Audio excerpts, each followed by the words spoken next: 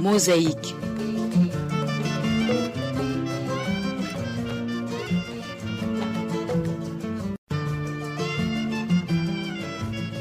Mosaïque. Bonjour à toutes et tous et bienvenue à cette émission Mosaïque. Le débat porte aujourd'hui sur la problématique du code électoral à la veille des élections de 2025 et 2027. Un projet de loi y relatif a été présenté et adopté, bien sûr avec observations et recommandations en Conseil des ministres tenu le 6 décembre 2023. Entre autres innovations pour ce projet, la caution pour les candidats à la présidentielle va de 30 millions à 100 millions de francs burundais, de 500 000 à 2 millions pour les candidats députés, de 400 000 à 2 millions pour les candidats sénateurs, de 0 à 200 000 francs burundais pour les conseillers communaux, pour ne citer que cela. Des politiques se lamentent et comme quoi la loi électorale tarde à être promulguée. Quelle serait alors cette échéance est prévue pour la mise en place de ce code électoral? Sur quelle base légale travaillent aujourd'hui les politiques qui veulent participer aux prochaines élections? Comment se préparent-ils? Quelle lecture face au projet de loi électoral déjà adopté au niveau de l'exécutif? Et comment procéder pour qu'il y ait des élections crédibles et dignes de nom en 2025-2027? Trois invités sont avec nous sur le plateau. Honorable Olivier Nkurunziza, le président du parti UPRONA, député burundais de la communauté est-africaine. Bonjour et bienvenue. Bonjour, je salue mes amis ici qu'on va partager l'émission, mais aussi je salue tous les auditeurs et téléspectateurs de la radio-télévision Isanganiro. Merci. Honorable Sylvestre Bikolindagara, un des membres fondateurs, mais aussi membre du comité directeur national du parti Frodebo. Bonjour. Bonjour, et je salue les camarades ici. Et je vous remercie d'avoir invité le parti que j'ai l'honneur de représenter. Et puis, il y a vous, Gilbert Beko Njangwa, représentant légal de l'ONELOP, Observatoire national des élections et des organisations pour le progrès. Bonjour et bienvenue. Bonjour, merci beaucoup de m'avoir invité et je salue la population burundaise qui nous écoute. Encore une fois, bonjour et bienvenue. Question d'abord aux deux responsables politiques ici présents. Sur le plateau, Olivier Nkurunziza de l'UPRONA et Sylvestre Bikolindagara du parti Frodebo. Est-ce que votre parti est bien partant? Les rendez-vous électoraux 2025-2027. Je commence par vous, Monsieur le Président du parti UPRONA, Olivier Nkurunziza. Je profite de cette occasion pour informer la population burundaise et l'opinion internationale que le parti UPRONA participera dans les élections prochaines de 2025. Vous savez que depuis 1960 jusqu'à aujourd'hui, le parti UPRONA a tout participé. Je ne vois pas la cause alors qu'il peut venir pour nous empêcher à participer dans les élections. 2027, c'est l'élection présidentielle unique. Vous rêvez à voir un candidat. Un parti politique qui ne veut pas accéder au pouvoir à travers les élections, il sera un parti qui a raté déjà son objectif. Alors le parti UPRONA participera dans toutes les élections de 2025 et 2027. Honorable Sylvestre Bikolindagara du parti Sorania Frodebo, vous êtes partant. Frodebo est-il partant pour ces deux rendez-vous électoraux 2025-2027? Nous sommes partants pour les deux élections. Les deux échéances. Les deux échéances, je veux dire. Et pour 2027, vous avez posé la question si on devrait présenter un candidat. Là, je ne peux pas répondre pour le moment. Mais on va participer aux élections. Et pour 2025, là, vous aviez commencé par dire si on est bien partant. Bien, c'est trop dire. Je serais en train de mentir parce qu'il y a des bases dont l'on ne dispose pas, notamment les textes qui régissent ces élections. On va y arriver peut-être. Et vous travaillez sur quelle base légale aujourd'hui pour vous préparer à ces élections? Il y a le code électoral de 2019, celui qui a été adopté en Conseil des ministres début décembre 2023.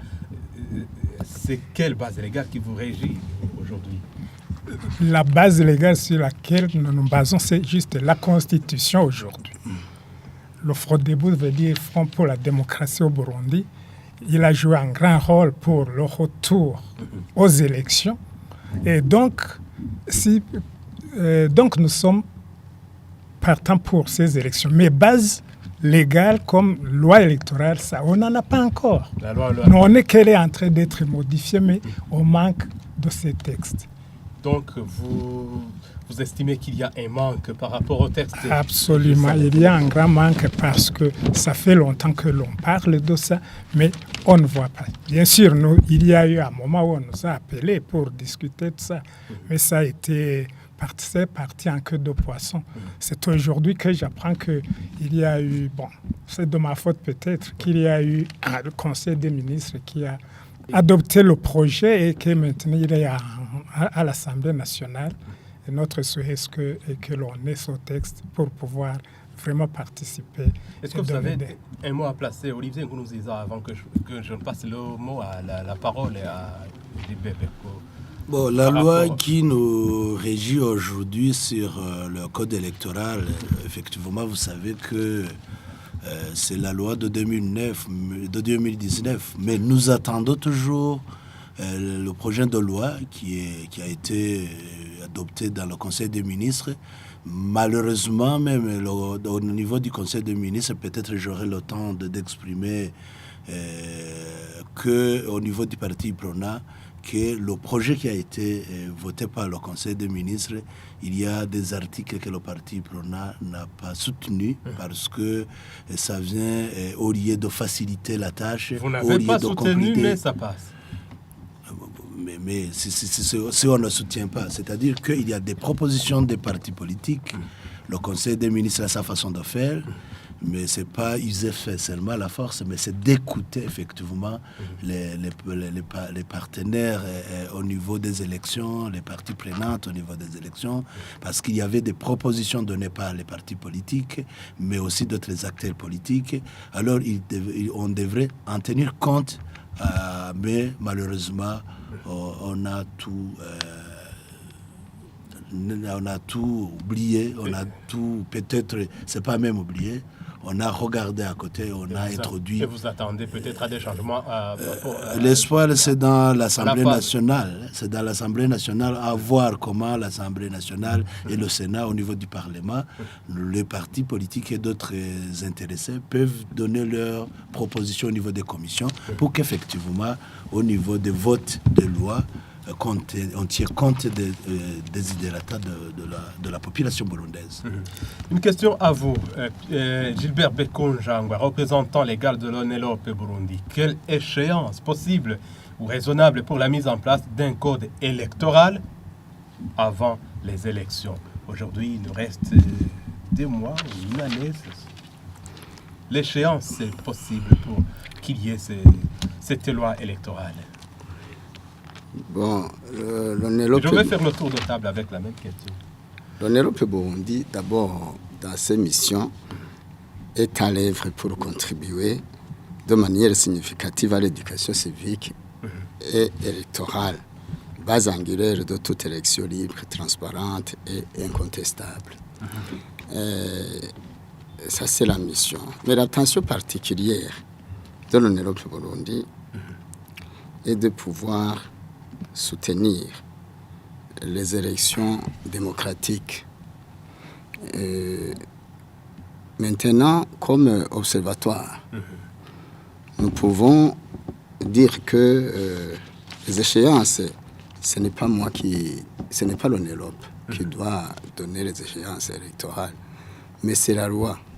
C'est la loi organique qui est le code électoral, qui sera promulgué prochainement, mais qui semble tarder maintenant. Justement, il y a des partis politiques qui disent que ce code électoral tarde. Donc, bon, ce n'est pas grave parce que la loi organique numéro 1/11 du 20 mai 2019 portant code électoral a pour objectif d'abord, donc tout code électoral a pour objectif de définir les règles relatives à des élections régulières et permettre à la CENI d'en déterminer les modalités pratiques.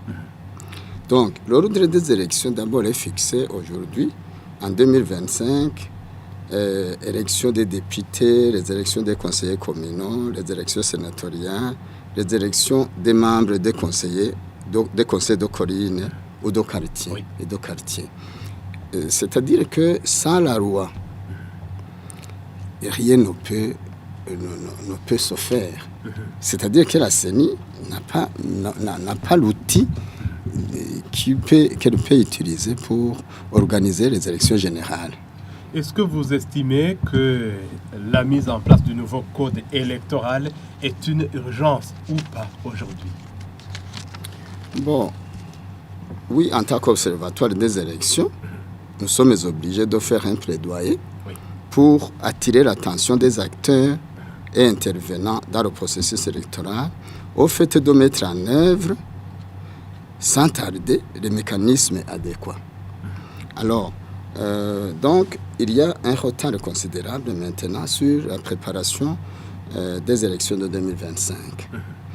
Nous pouvons maintenant demander à ce qu'il y ait le fichier électoral et le code, plutôt le calendrier électoral. Les deux ne peuvent pas être établis sans la révision du code électoral. Or, cette révision tarde à venir. Moi, je pense qu'il faudrait faire vite pour que la nouvelle loi électorale et la nouvelle loi communale puissent avoir le jour.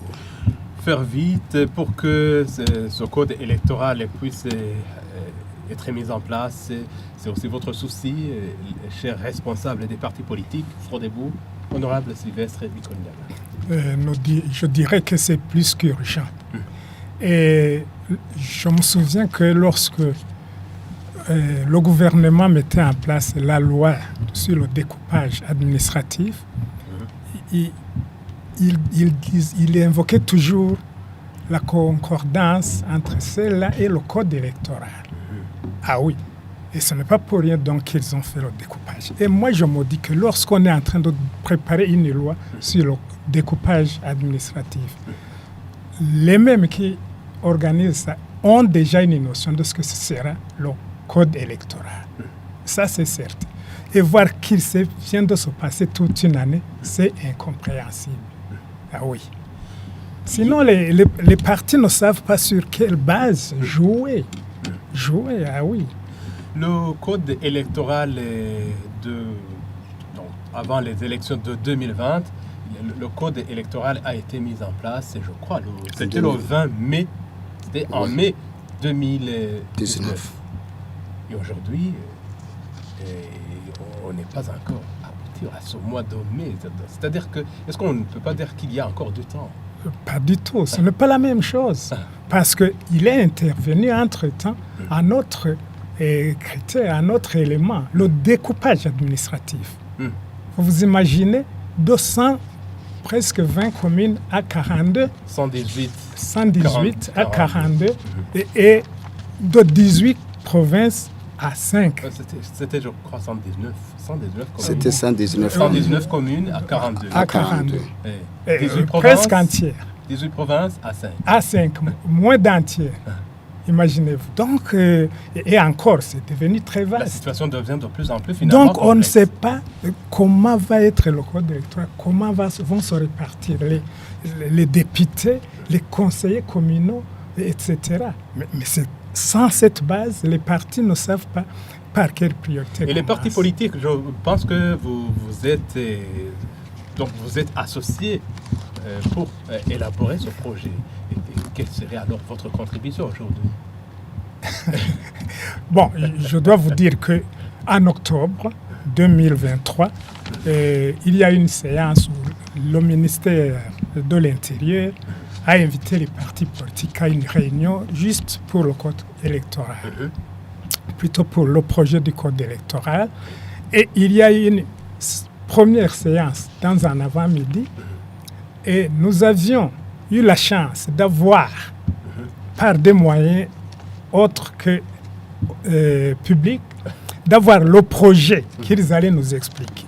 Nous avions déjà préparé, au FRODEBU du moins, nos considérations, nos observations. Et apparemment, ils ont été surpris parce que c'était des propositions pertinentes, des observations pertinentes sur le code, le nouveau projet.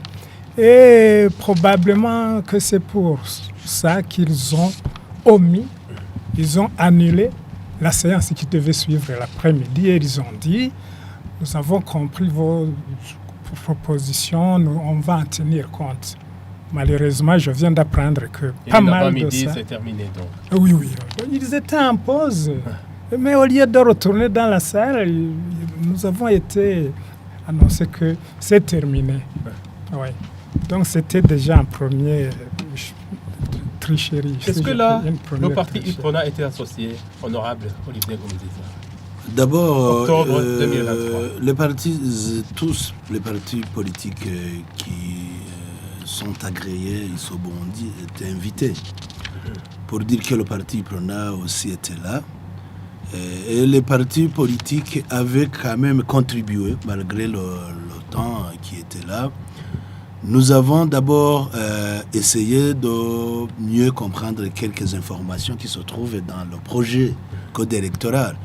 Là, je trouve qu'il y avait quand même des éléments à saluer quand on disait qu'on va diminuer le nombre de membres du conseil communal jusqu'en 25.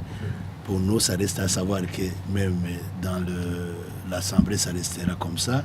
Mais ce que nous avons salué... Ils étaient à combien les membres du conseil? Avant, on disait que c'est égal au nombre de collines. Mais en regardant la grandeur de la commune aujourd'hui, ça sera au moins 200 personnes parce que la commune a grandi. Si on gardait là le même code électoral qu'on disait que c'est autant de membres de communes et sera égal au nombre de collines, vous voyez avec... Et avec donc son nouveau projet, c'est mais c'était bien précis que c'est à 25. Ça, si ça restera comme ça sera une grande chose. Mais aussi, il y avait d'autres choses que les partis politiques avaient demandé. C'était vraiment les dossiers de candidature. C'était vraiment des choses très nombreuses qu'on demande à un candidat qui est par exemple dans une colline très lointaine pour venir chercher par exemple un extrait de casier judiciaire, venir ici à Bujumbura pour chercher ça, c'est un problème.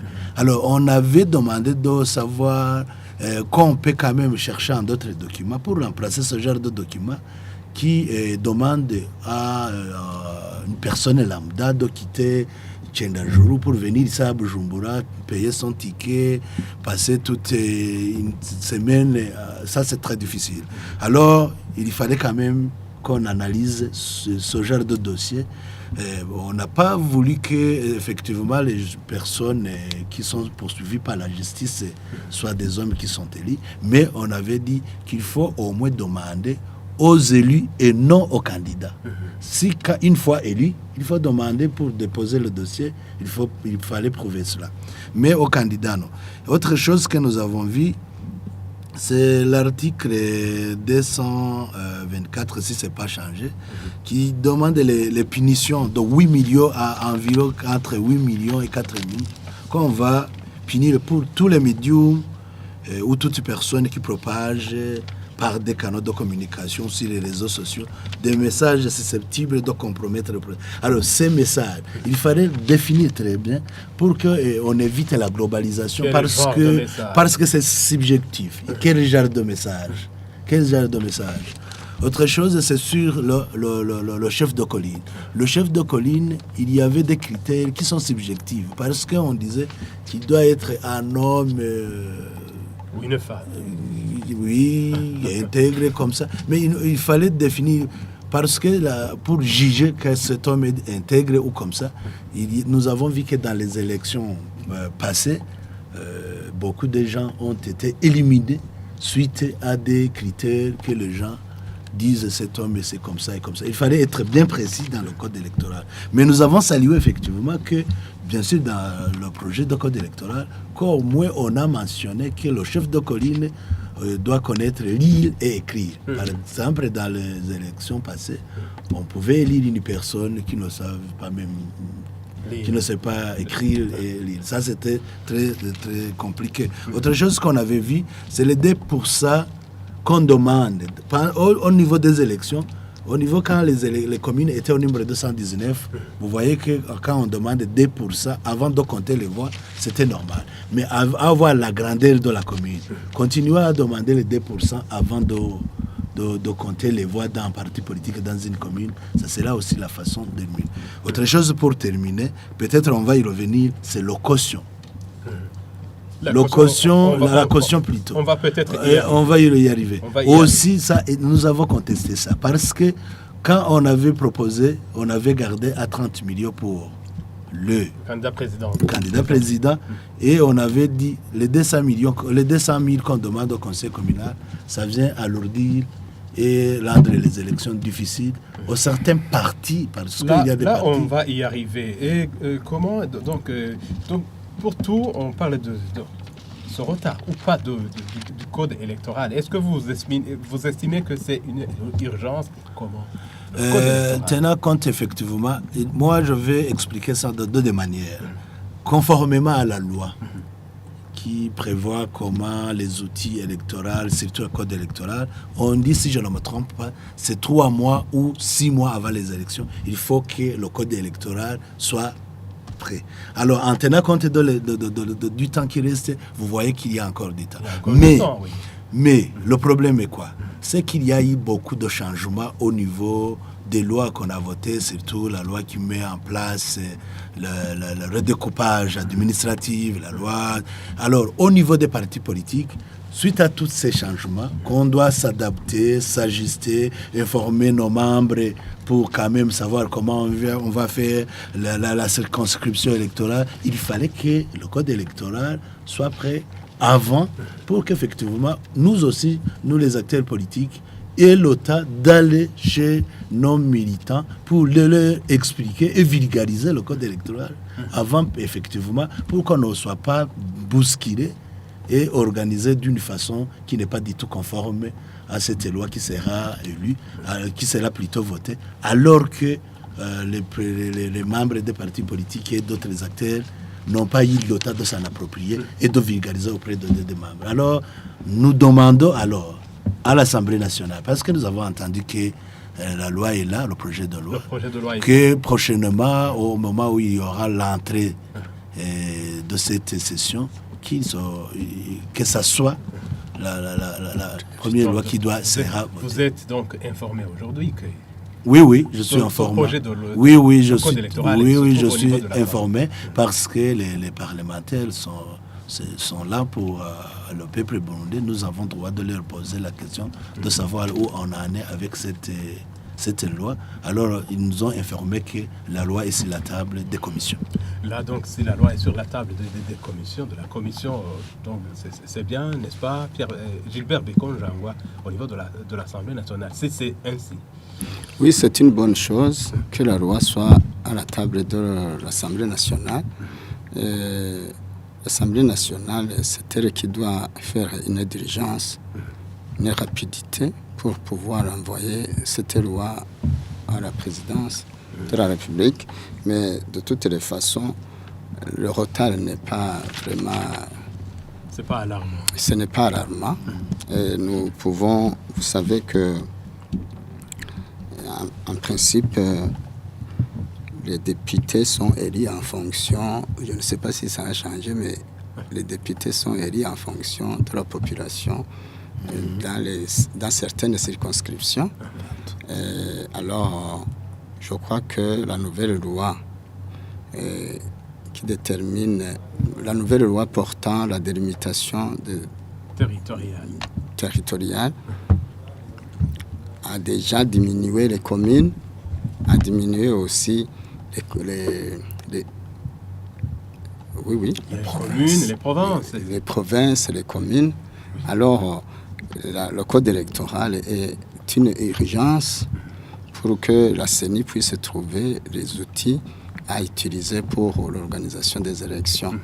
Et nous parlons tant que vous D'ailleurs, ce n'est pas difficile. Il faudra faire d'autres calculs pour avoir une nécessité légère, une nécessité légère de modifier le code électoral, ça ne peut pas vraiment, ce n'est pas une chose difficile, ça peut être très vite, même demain, on peut le faire. Et on parle de code électoral, mais il y a aussi la délimitation territoriale ou découpage administratif, et fichier électoral, carte d'identité biométrique, on en a parlé. Qu'est-ce qui serait plus urgent que l'autre? Vous posez la question. Code électoral, Oui. découpage administratif, et fichier électoral, carte d'identité biométrique, tout ça, on en a parlé. Ce qui est plus urgent, donc c'est toujours ce code électoral ou... Non, découpage administratif existe déjà. La délimitation des provinces, des communes, des quartiers, déjà connu. c'est déjà fait. Bon, ce qui reste, c'est la mise en place du code électoral et de la loi communale. Alors, vous savez que les communes ont été réduites. Les provinces ont été aussi réduites. En termes de nombre. En termes de nombre. Les députés, en fait, on doit mettre dans le code électoral les députés qui doivent venir issus des différentes provinces, des différentes circonscriptions. L'ONELOP pourrait conseiller d'ailleurs que les députés s'augmentent. Au lieu de 2 par province, l'ONELOP... 2 par province, les ce sont les sénateurs. sénateurs. Les sénateurs, plutôt. Les sénateurs. Moi, je propose 6 sénateurs par province. 6, qui ferait au moins 6 fois 5 provinces. 30 sénateurs. C'est-à-dire 30 sénateurs. 30 sénateurs. Comme ça, ça peut faciliter le travail de la Sénat. Le travail du Sénat. Ça peut faciliter le travail du Sénat et ça ne veut rien engager comme beaucoup de budget. Même pour le moment, je pense que les députés sont au nombre de... sénateurs sont au nombre de 36, y compris les cooptés. Quand on met les cooptés, ça peut peut-être être 39 comme ça. C'est parce qu'on élise 2 par province et on coopte entre eux. Oui, merci. Alors, comme on doit aussi élire le bureau du Sénat, plus les commissions, 5 commissions, je crois, c'est 5 commissions à la CENI. Alors, nous voyons que si on garde un peu le statu quo... Et à l'Assemblée nationale, il y a, je crois, une centaine de députés. Aujourd'hui, ça va diminuer. Ça va diminuer? Oui, ça va diminuer. Le nombre de députés? Oui, je ne sais pas combien. Mais... Non, le nombre de députés, c'est bien écrit dans la Constitution, c'est au nombre de 100. C'est bien écrit, il n'y a pas de problème. C'est au moins ce qu'on ne peut pas modifier. Sinon, on ne va pas modifier. Ce qu'on va faire, si dans la province Gitega, Karouzi avait 7, que Gitega avait 9, on va additionner le temps de... Parce qu'on va tenir compte de la population seulement. Je crois qu'au niveau de députés, il n'y a pas beaucoup de problème. Il n'y a pas de problème. Donc vous allez... mais compte tenu du budget que l'État peut engager... Pour ces rendez-vous électoraux? Oui. Pas pour ces rendez-vous électoraux, mais pour le nombre de députés. Pendant 5 ans. On peut même faire un autre texte normatif pour pouvoir alléger un peu. Rien n'est impossible. Mais de toutes les façons, la Constitution est la loi fondamentale qui est la mère de toutes les autres lois. Je ne sais pas comment les honorés vont le faire. Vous aimeriez que ça soit revu à la baisse ou à la hausse? Non, non, je n'ai pas... moi, en tout cas, au niveau de l'ONELOP Burundi, nous ne faisons que donner des observations et montrer ce qui devrait être fait. Mais nous ne pouvons pas nous déterminer en disant on peut réduire ou on peut augmenter. Non. Je rappelle qu'à travers l'émission Mosaïque d'aujourd'hui, nous sommes en train de parler de la problématique du code électoral à la veille des élections de 2025 et 2027 au Burundi. Il y a 3 invités sur le plateau, à savoir l'honorable Olivier Nkurunziza, président du parti UPRONA, et député burundais de l'East African Community. Il y a également honorable Sylvestre Bikolindagara, membre du comité directeur national et un des membres fondateurs du parti Sahwanya Frodebu, ainsi que Gilbert Beko Njangwa, représentant légal de l'ONELOP Burundi. Et quelle lecture faites-vous face au projet de loi électorale qui est déjà adopté au niveau de l'exécutif en décembre 2023, avec différentes observations et recommandations, et au niveau des cautions, par exemple, pour différents scrutins? Je vais commencer par vous, Olivier Ngunziza de l'UPRONA. La lecture que vous faites par rapport à ce projet de loi électorale. D'abord, comme je l'avais déjà annoncé, il y a quand même des modifications des articles, les amendements des articles qu'on avait fait, que nous saluons, effectivement, qui donnent les avantages et la facilité au niveau des élections. Mais il y a d'autres articles, comme vous venez de le dire, qui sont venus compliquer cette fois-ci la tâche. Par exemple, en tenant compte des cautions, 100 millions, alors qu'on avait quitté de 2010 de 10 millions, 2020 on a fait 30 millions. Et donc, en 2020 c'était 30 millions pour le candidat président. Et voilà qu'aujourd'hui on a mis sur 100 millions. Oui, le prétexte qu'on a donné, c'est pas du tout convaincant. Dire que c'est pour limiter les gens qui font des candidatures fantaisistes, c'est pas du tout.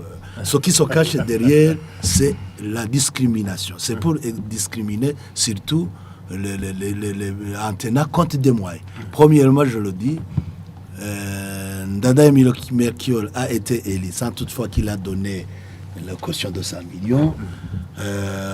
La période de Pierre Nkurunziza a été élu sans toutefois qu'il a donné cette caution de 100 millions.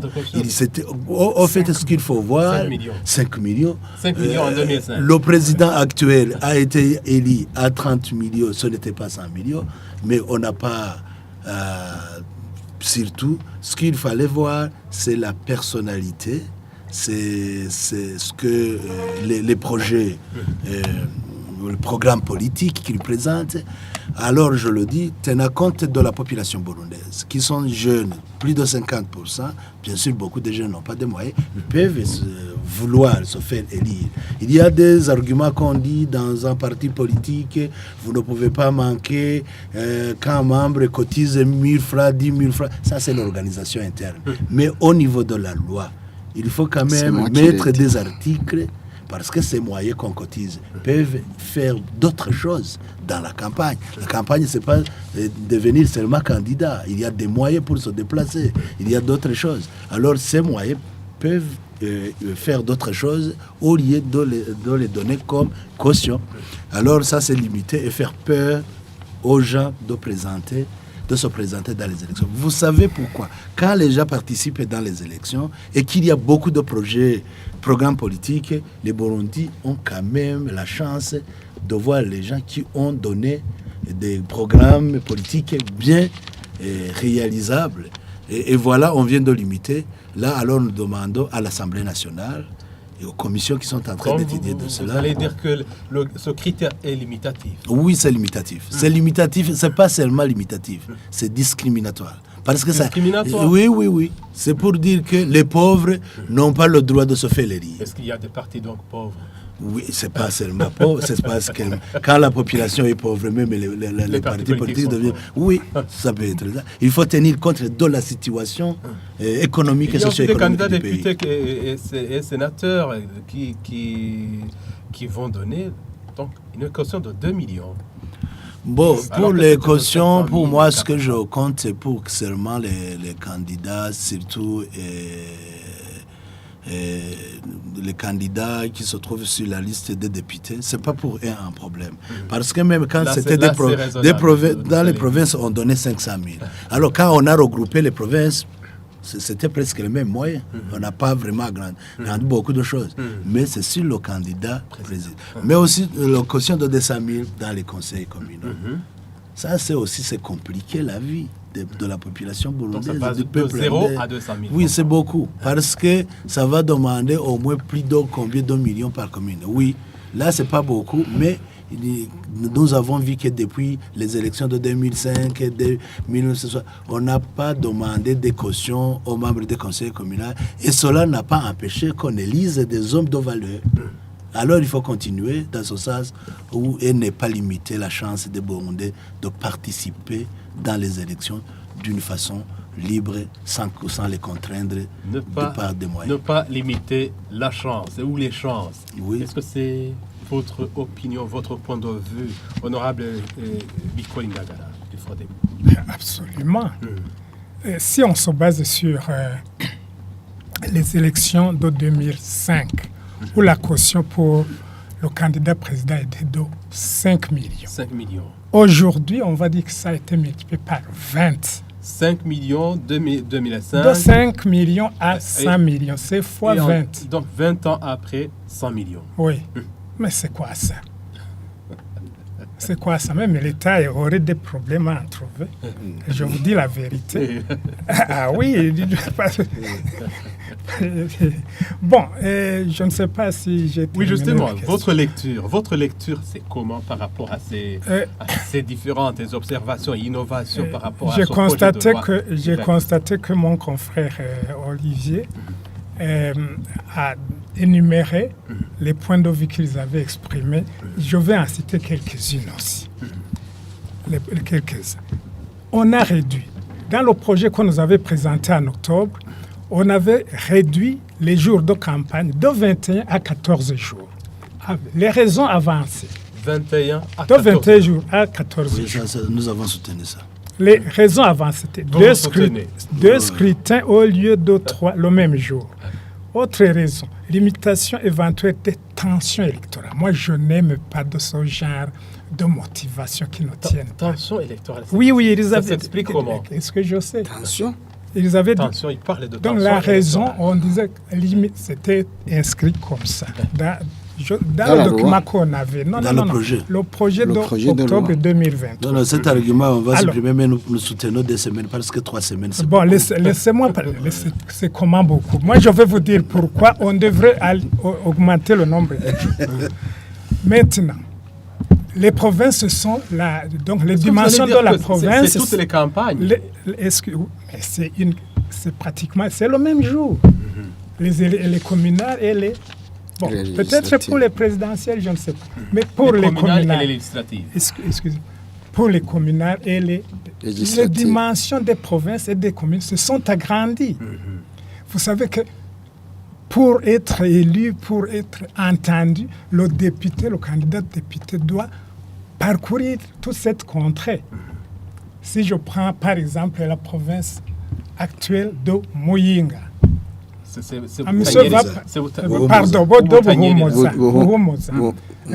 mon confrère Olivier va partir de Giterani tout au nord-est du pays, parcourir Muyinga, aller à Mwakiro, pratiquement, et revenir pour passer à Tchangouzo, et parcourir pour aller au sud de Ruyigi, et il va faire ça. Et il sera peut-être dans toutes les anciennes, dans toutes les zones du pays, parce qu'il faut passer par là.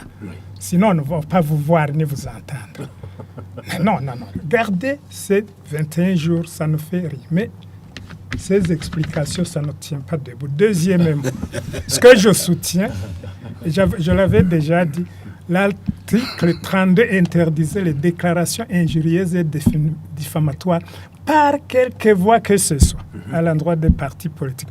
Comment est-ce qu'on peut faire une campagne sans pointer du doigt les maladresses, les manquements dans tel parti qui était notamment au pouvoir? Parce que c'est ça qu'ils ne veulent pas entendre. Et la population a droit à Comment vous savoir. expliquez ça? Pourquoi? Parce que vous allez dire, par exemple, vous êtes candidat. Si vous êtes candidat de l'opposition, en fait, c'est que vous vous opposez à ce que l'autre était en train de faire. Et vous êtes obligé de le déclarer. Même du bon. Ou bien vous présentez vos projets. Même du bon qui a été fait. Ça, c'est pas diffamatoire. Non, Ça, pas ce du n'est bon. pas diffamatoire. Mais je vais vous expliquer. Mais qui va qualifier de diffamatoire?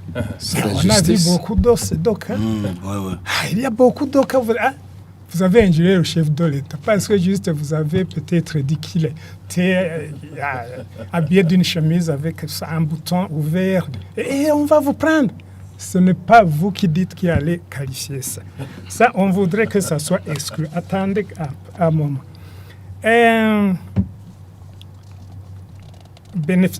Voilà encore un autre article que je voudrais qu'on supprime ou qu'on modifie. Ça fait belle lurette. Depuis 1993, où on disait, dans la mesure des possibilités du gouvernement, les mandataires désignés par les partis politiques peuvent bénéficier. Jamais ça n'a pas. Bénéficier de quoi? Oui, bénéficier d'une prise en charge. Nous voudrions que cette possibilité Donc bénéficier d'une prise en soit transformée en une obligation. Et nous avons donné des... Au lieu de Oui, donc, doivent. parce que le gouvernement n'a jamais manifesté cette volonté d'aider. Tout simplement. On a donné des explications, des motivations sur ça. Parce que c'est là où, quand un parti ne peut pas prendre en charge tous ces mandataires, c'est là où vient la corruption.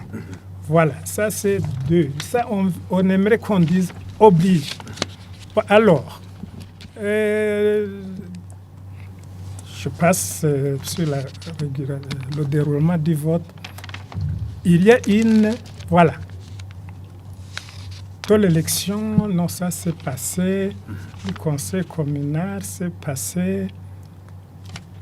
Mais les dispositions finales relatives aux sanctions, comme l'a dit mon confrère Olivier, les sanctions ont été encore rendues plus graves, alors qu'ils étaient déjà graves.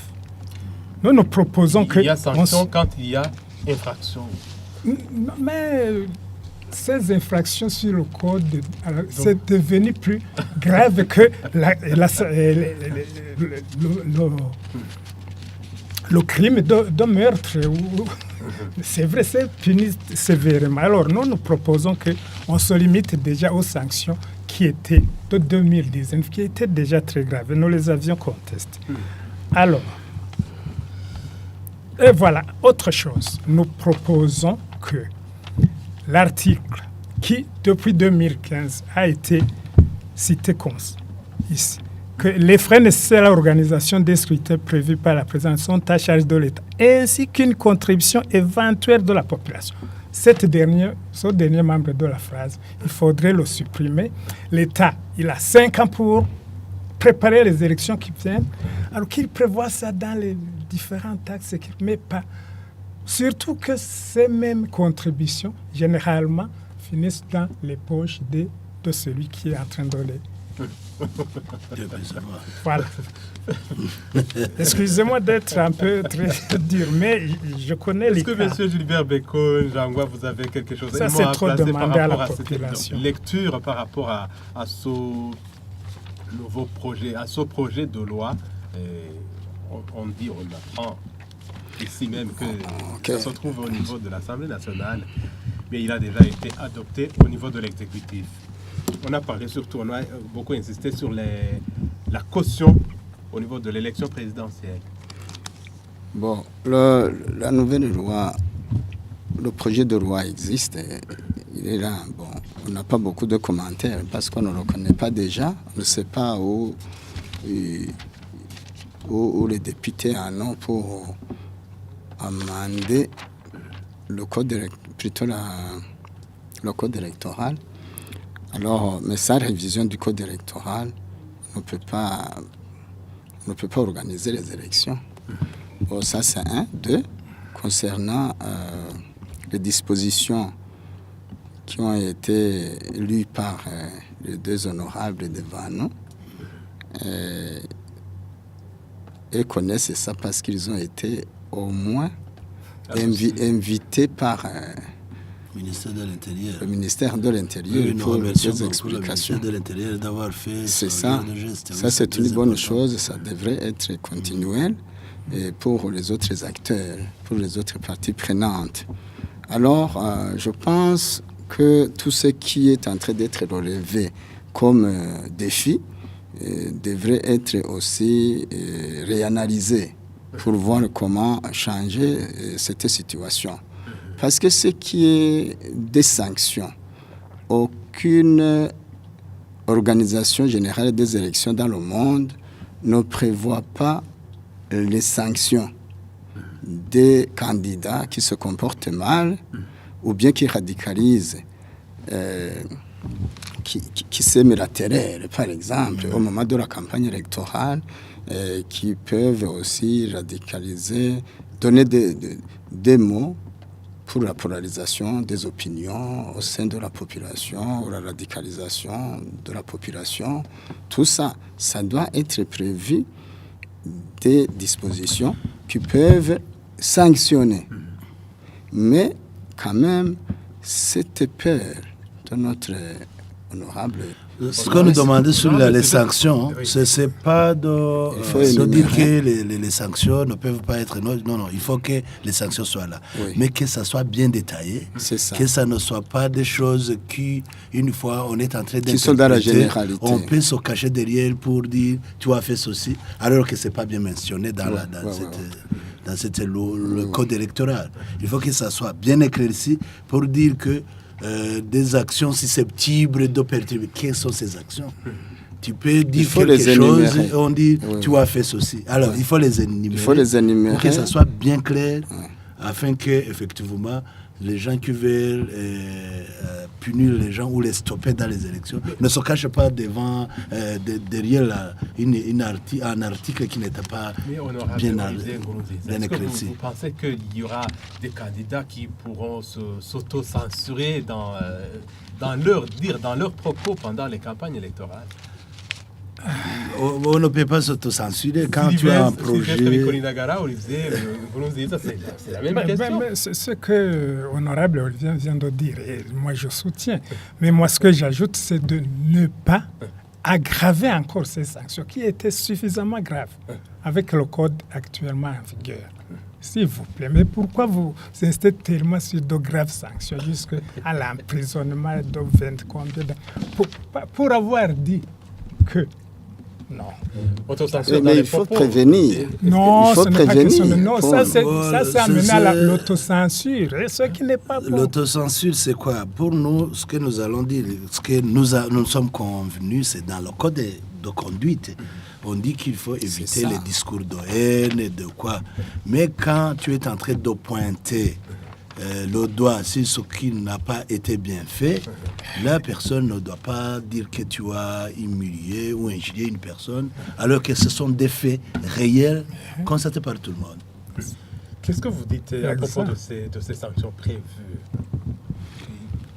Bon, moi, je soutiens d'abord que le code électoral soit clair sur les sanctions à donner à celui qui est en train de semer des désordres pendant la campagne électorale. Mais comme donc en principe, on devrait normalement énumérer chaque sanction et mettre aussi par exemple l'amende qu'il doit payer. Ce n'est pas seulement la prison. Et il y a des infractions mineures qui ne peuvent pas peut-être pousser le détenteur de la loi à envoyer quelqu'un en prison. On peut le ramener seulement à l'ordre. Mais je soutiens que certaines dispositions qui sanctionnent ceux qui peuvent faire des discours de haine, comme on l'a fait en 1993 par exemple. Vous avez vu, si vous étiez là, vous avez vu comment le Frodebo et l'Iprona se comportaient à ce moment-là. C'était grave. Bon, parlons un peu de l'inclusivité. Inclusivité. Et vous estimez que ce projet de loi électoral aujourd'hui est inclusif à quel degré? À quel niveau? Bon, je vous ai dit Quand que... on parle de caution pour le candidat présidentiel, pour le candidat président à 100 millions de francs burundais, contre 30 millions pour les échéances de 2020. Bon, tout ça c'est consensuel. Ce sont des conventions entre les parties prenantes. Bon, c'est-à-dire les membres des partis politiques, les présidents des partis politiques qui doivent discuter avec le ministère de l'Intérieur pour voir comment réduire le montant. Le ministère n'a rien à faire. Pour le moment, c'est l'Assemblée nationale. C'est Oui, déjà, c'est ça, c'est c'est déjà ça. adopté au Conseil des ministres. Alors, il faut que l'Assemblée nationale écoute nos doléances. C'est ça, je conseillerais aux membres des partis politiques d'aller demander à l'Assemblée nationale pour donner des observations et leurs demandes. Mais pour moi, je le dis et je le répète, même honorable Olivier l'a dit, bon, avoir 100 000 membres qui contribuent au moins chacun 1000 francs pour avoir les 100 millions, ce n'est pas beaucoup du tout. Et avoir 10 000 membres d'un parti politique qui veut participer aux élections participatives et cotiser 10 000 francs chacun pour avoir les 100 millions, ce n'est pas beaucoup. Mais au niveau de l'entente... Ce n'est pas beaucoup. Ce sera peut-être pour les uns, peut-être c'est beaucoup. Peut-être c'est beaucoup pour les uns, c'est peu pour les autres. C'est beaucoup pour les uns et c'est peu pour les autres. Mais de toutes les façons, cela ne peut pas être une entrave. Mais ce qui peut être quand même un défi, c'est au niveau des jeunes qui ont 25 ans et qui veulent participer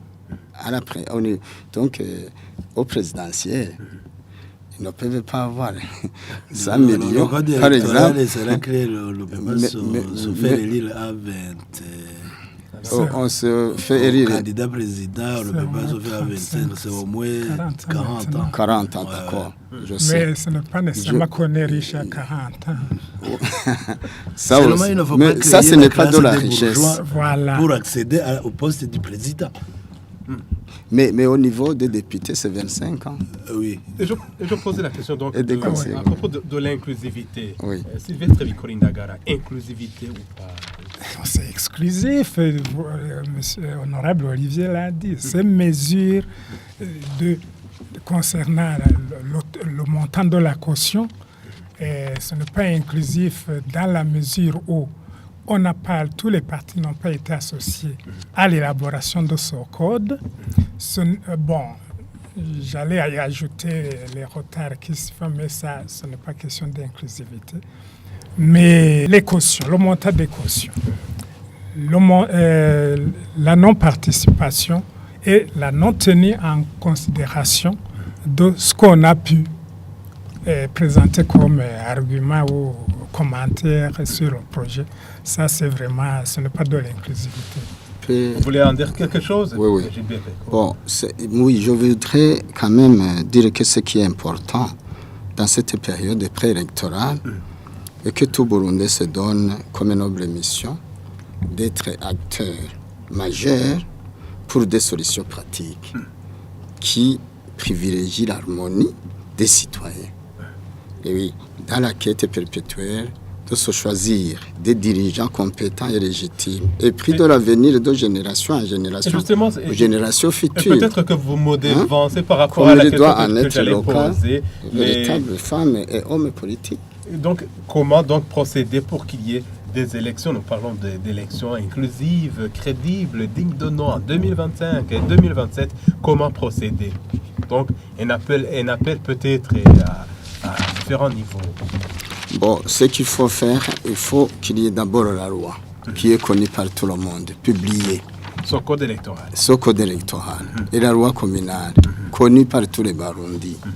Et après, nous allons axer notre intervention sur l'observation des élections, la bonne gouvernance, les droits de l'homme et la sécurité la démocratie et le développement durable du pays.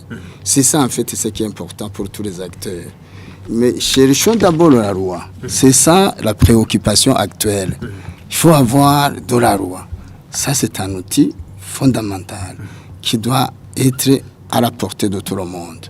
Au lieu de penser ou avoir de... Peut-être on est en train de réfléchir sur ce qui n'existait pas. Parce que la loi n'est pas encore là.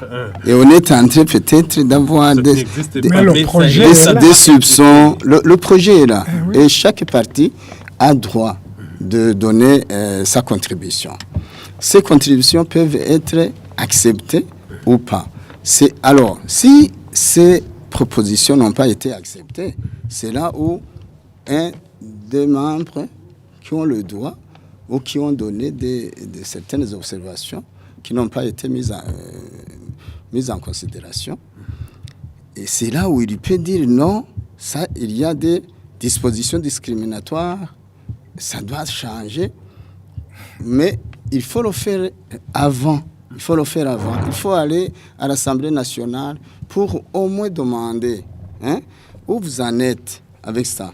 Nous avons déjà lu le projet, voilà ce que nous demandons pour au moins le bien de tout le monde et la participation de tout le monde aux élections, aux différentes élections de 2025. Merci. La parole à vous, honorable Sylvestre Kolindagara du parti Sarwania Frodebo. Ce qui doit être fait par qui? En fait, si on se fait où en est maintenant la procédure d'adoption de la loi, du projet de loi, je crois que ce que demande M. Beko aux partis politiques d'aller à l'Assemblée demander, moi je crois qu'on devrait plutôt le demander à l'Assemblée, ici même. Oui, donc demander à la commission, parce que ils peuvent travailler comme ça. Moi, ça fait longtemps que je ne suis pas. Qu'ils nous invitent, si vraiment ils sont conscients de la manière de l'inclusivité qui doit être observée, et de la considération, de tenir en considération, d'entendre, ne fût-ce qu'entendre les craintes et les considérations des uns et des autres. Donc qu'ils invitent les parties prenantes et aller s'expliquer devant la commission, avant que ça n'aille. Sinon, quand la loi est déjà adoptée, on doit s'y conformer, mauvaise ou pas. Voilà. Olivier Murunziza de l'UPRONA, ce qui doit être fait pour qu'il y ait des élections crédibles, inclusives et dignes de nom.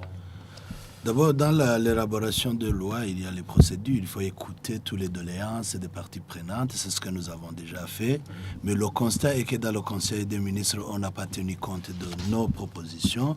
Mais ce n'est pas très grave. Il faut d'abord qu'au niveau de l'Assemblée nationale et du Sénat, on en tienne compte pour qu'effectivement, tous les parties prenantes trouvent que cette loi qui sera effectivement votée par l'Assemblée nationale, que tous les parties prenantes voient leur contribution, parce que ça va aider dans les élections de 2025 et 2027.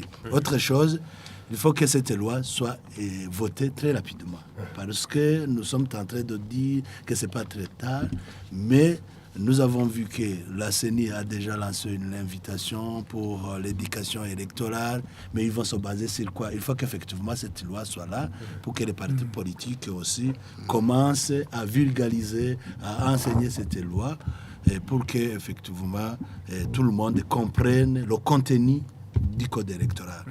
Autre chose que nous demandons, il faut que aussi la CENI doit mettre en place des démembrements, leur démembrement dans les différentes communes, dans les différentes provinces. Il faut tenir compte de la composition pour que ça soit effectivement les couches de la population burundaise, les partis politiques, la société civile soient là, qu'on ne trouve pas seulement le parti au pouvoir qui sont très majoritaires, parce que ça a créé des grognes. Nous l'avons déjà signalé. Il faut effectivement qu'ils en tiennent compte dans la mise en place de ceci et de ceci. Autre chose, c'est les moyens. Le moyen, le gouvernement est en train de, bien sûr, de planifier dans le budget les moyens des élections. qui ne viennent pas à la dernière minute pour demander au Burundi de contribuer. Nous pensons que les moyens qui vont organiser les élections sont là. Mais aussi, nous avons constaté, comme Beko est ici, c'est un observateur dans les élections, nous avons vu que dans les élections de 2020, on n'a pas permis aux observateurs internationaux de venir ici au Burundi. Il faut que cela, effectivement, qu'on donne la permission aux observateurs internationaux de venir. La cause était Covid, mais pour le moment, il n'y a plus de Covid. Vous avez des craintes? En tout cas, qu'on ne crée pas autre prétexte, mais que tout le monde soit ici. Mais pour il y a des la observateurs transparence. internationaux et nationaux aussi. Et nationaux. Nationaux, au niveau national, on n'a pas empêché personne.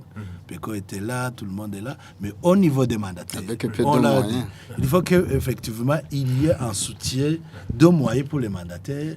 Parce qu'on le dit qu'on peut le faire ou pas, mais on voit que c'est une nécessité pour aider les mandataires qui passent toute une journée au bureau de vote pour qu'effectivement, si le gouvernement c'est possible, ou les partenaires peuvent aussi aider pour quand même aider les partis politiques à avoir des mandataires sur les bureaux de vote. Merci.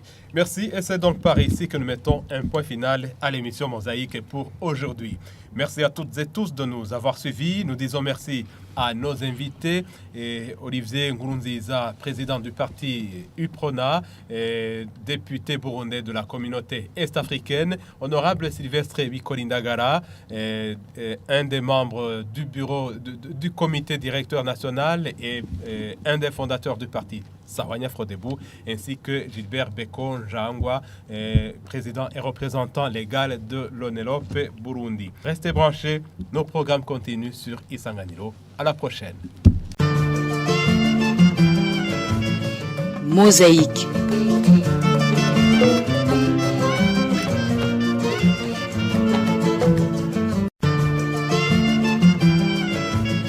Mosaïque.